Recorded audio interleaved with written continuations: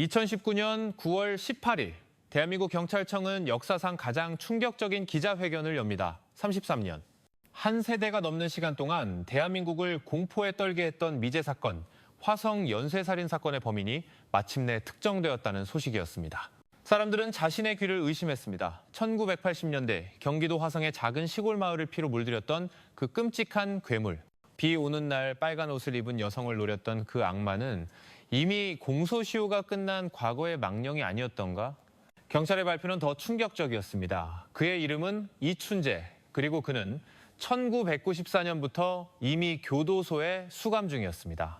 안녕하십니까. 오늘 우리는 대한민국 현대사의 가장 어두운 퍼즐 조각을 맞추려 합니다. 이춘재, 그는 어떻게 34년 동안 완벽하게 숨을 수 있었을까? 그는 수백만 명의 경찰 병력을 동원한 대한민국 역사상 최대 규모의 수사망을 어떻게 비웃듯이 빠져나갔을까? 사람들은 말합니다. 그가 치밀하고 똑똑한 사이코패스였기 때문이라고. 하지만 진실은 훨씬 더 허무하고 훨씬 더 끔찍합니다. 그는 단 하나의 디테일 뒤에 숨어 있었습니다. 경찰이 스스로 만들어낸 완벽한 알리바이. 오늘의 이야기는 그 단 하나의 증거가 어떻게 34년의 비극을 만들었는지에 대한 기록입니다. 1986년 경기도 화성군 태안읍. 지금의 화려한 신도시가 아닌 논과 밭, 그리고 낮은 야산이 전부였던 전형적인 농촌 마을이었습니다. 해가 지면 칠흑 같은 어둠이 내렸고 인적은 끊겼습니다. 1986년 9월 15일, 이 71세의 할머니가 들판에서 처참한 시신으로 발견되기 전까지 이곳은 그저 평화로운 곳이었습니다. 발견 당시 할머니는 속옷으로 얼굴이 덮인 채 손발이 묶여 있었습니다. 시작이었습니다. 한 달 뒤 10월 20일, 25세 여성이 농수로에서 발견됩니다. 두 달 뒤 12월 12일, 24세 주부가 자신의 집 앞에서 사라진 뒤 논두렁에서 발견됩니다. 네 번째 희생자는 12월 14일, 불과 이틀 뒤였습니다. 23세 여성, 다섯 번째, 여섯 번째, 일곱 번째, 패턴은 명확해졌습니다. 첫째, 비가 오는 날. 둘째, 빨간 옷을 입은 여성. 셋째, 자신의 속옷이나 스타킹으로 손을 결박하고 얼굴을 덮는 잔인한 수법. 화성은 대한민국에서 가장 무서운 지명이 되었습니다. 비 오는 목요일 밤엔 살인이 일어난다. 빨간 옷을 입으면 죽는다. 괴담이 현실이 된 도시. 여성들은 외출을 포기했고 남편들은 아내를 마중 나갔으며 마을 청년들은 밤마다 방범 순찰을 돌았습니다. 경찰은 무엇을 하고 있었을까요? 단언컨대 대한민국 역사상 이보다 더 거대한 수사는 없었습니다. 연인원 205만 명의 경찰이 투입되었습니다. 4만 명의 용의자가 조사를 받았습니다. 570명의 DNA 샘플과 180개의 모발 샘플이 채취되었습니다. 수사 서류는 5개의 대형 캐비닛을 가득 채웠습니다. 하지만 범인은 잡히지 않았습니다. 그는 마치 유령처럼 다음 비가 오는 날을 기다렸다가 또다시 나타났습니다. 10명의 희생자, 수십 년의 공포, 그리고 수사망에 분명히 걸려들었지만 유유히 빠져나간 한 남자, 이춘재였습니다. 우리는 흔히 이춘재가 완벽한 범죄자였다고 생각합니다. 하지만 그는 수사망에 그것도 아주 여러 번 걸려들었습니다. 그는 용의자였습니다. 1987년 7차 사건 수원 여고생 살해 이후 경찰은 드디어 범인의 흔적을 잡습니다. 사건 현장에서 버스를 탔던 범인을 목격한 버스 운전사와 안내양의 증언이었습니다. 몽타주가 작성되고 수사는 활기를 띠었습니다. 그리고 이춘재는 경찰서에 불려갔습니다. 그는 당시 화성에 살던 20대 청년, 몽타주와도 어느 정도 닮아 있었습니다. 하지만 그는 너무나도 쉽게 풀려났습니다. 왜였을까요? 첫 번째 이유, 프로파일링의 함정이었습니다. 당시 경찰과 전문가들은 범인의 프로파일을 이렇게 그렸습니다. 지능적이며 냉철하다, 성도 착증을 앓고 있으며 사회에 불만이 많다, 분명 외지인일 것이다. 이토록 작은 마을에서 이런 짓을 저지르고 태연하게 일상을 보낼 수는 없다. 하지만 이춘재는 어땠습니까? 그는 화성 토박이었습니다. 1986년 1차 범행 당시에 이미 결혼한 상태였습니다. 범행 기간 중 아이도 낳았습니다. 그는 공사 현장에서 굴착기 기사로 평범하게 일했습니다. 술을 좋아하고 가끔 아내를 폭행했지만 이웃의 눈에는 그저 평범한 젊은 가장이었습니다. 경찰의 눈에 이춘재는 괴물의 모습이 아니었습니다. 그는 너무나 일상적이었기에 용의선상에서 쉽게 제외되었습니다. 이것이 첫 번째 거대한 실수였습니다. 하지만 이춘재를 완벽하게 무죄로 만들어준 것은 심리적인 프로파일링이 아니었습니다. 그것은 아주 차갑고 명확한 과학적 증거였습니다. 바로 혈액형이었습니다. 1988년 9월 16일 8차 박양 살인사건, 1990년 11월 15일 9차 김양 살인사건, 경찰은 현장에서 범인의 것으로 보이는 결정적 증거를 확보합니다. 바로 범인의 정액이었습니다. 국립과학수사연구원, 당시 국립과학수사연구소에 감식 결과가 도착했습니다. 수사관들은 환호했습니다. 드디어 괴물의 꼬리를 잡았습니다. 결과는 B형. 범인의 혈액형은 B형이었습니다. 이제 이 증거는 절대적인 기준이 되었습니다. 경찰은 전국의 B형 남성들을 샅샅이 뒤지기 시작했습니다. 그리고 이춘재, 그는 이미 용의선상에 올라있던 인물. 경찰은 당연히 그의 혈액형을 확인했습니다. 그의 혈액형은 O형이었습니다. B형이 아니었습니다. 이춘재는 범인이 될 수 없었습니다. 과학이 대한민국 최고의 국과수가 아니다라고 말하고 있었습니다. 단 하나의 디테일, 범인은 B형, 이춘재는 O형. 이 간단한 명제는 이춘재에게 세상 그 어떤 것보다 강력한 철의 알리바이가 되어주었습니다. 경찰은 그를 용의선상에서 완전히 지웠습니다. 이 친구는 아니군. 다음, 그들은 진짜 괴물을 눈앞에 두고도 B형이라는 종이 한 장 때문에 그를 놓아주었습니다. 그리고 풀려난 이춘재는 1991년 4월 3일 10차 권양 살인사건, 그의 마지막 화성 범죄를 저질렀습니다. 과학이 그에게 마지막 살인을 할 기회를 준 셈입니다. 10차 사건 이후 화성의 살인 행각은 거짓말처럼 멈췄습니다.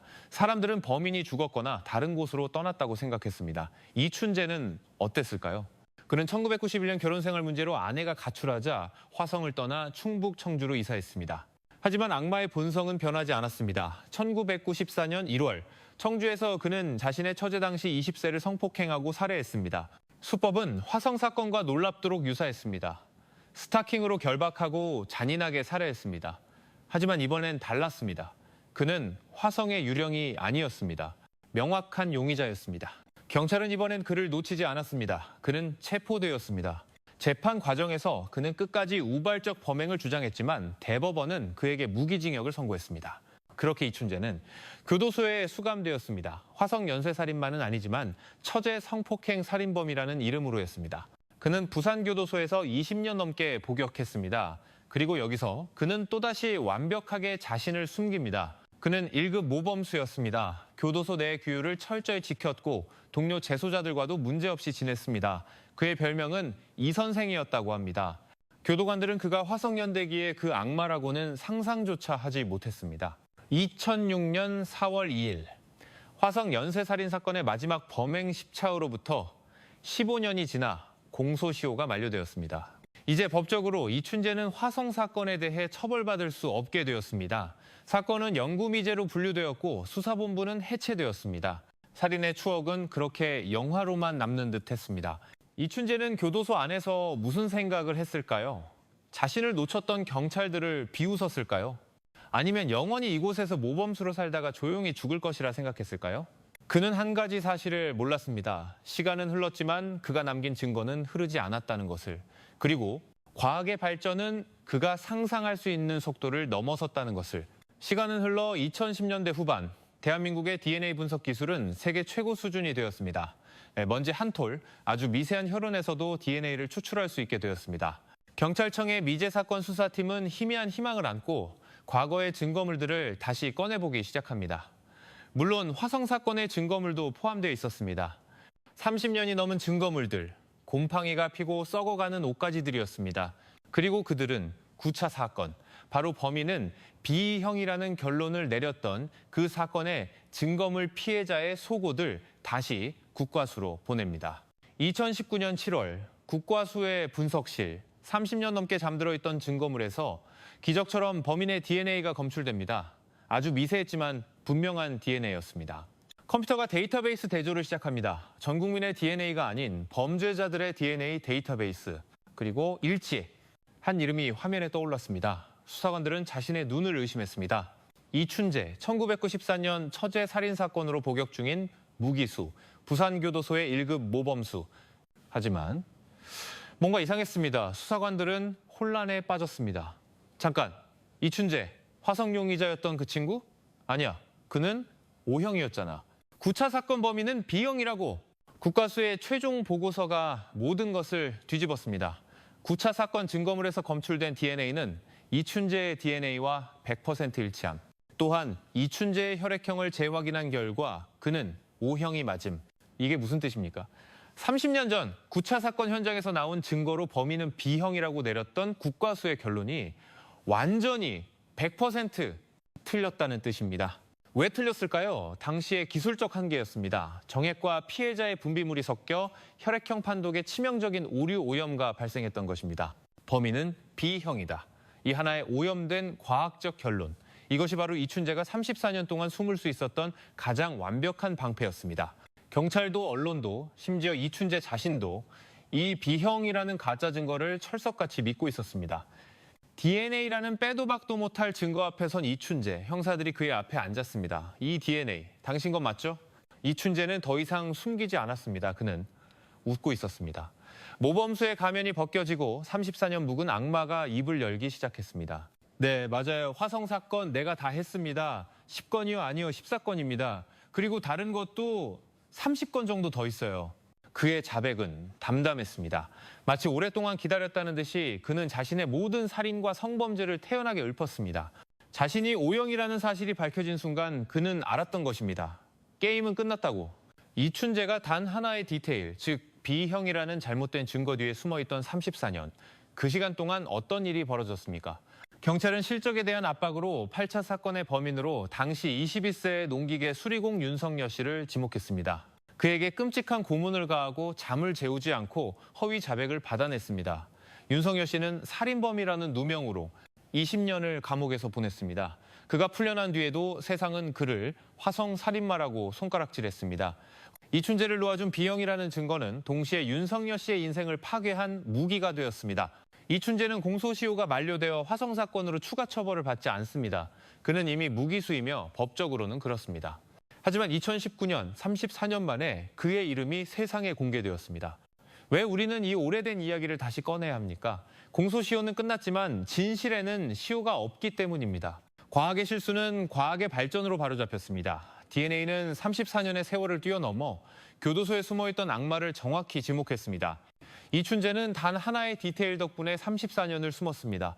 하지만 그는 결국 단 하나의 진실, DNA 때문에 세상 밖으로 끌려 나왔습니다. 이것이 우리가 이 끔찍한 비극 속에서 찾아야 할 유일한 교훈일 것입니다. 진실은 반드시 밝혀집니다.